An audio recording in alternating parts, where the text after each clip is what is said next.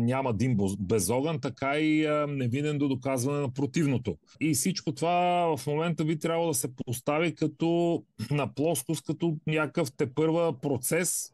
Много са ми недостатъчни за сега доказателствата, които да обвинят или да сложат на подсъдимата скамейка или да отсъдят тежка присъда на Иван Дилгеров. От друга страна, колелото вече е завъртяно и ако Дилгеров остане в ЦСКА, което няма да е правилен ход, той винаги ще бъде подлаган на някакво съмнение. Представете си, остава в отбора, играе матч, допуска някакъв лесен, елементарен гол.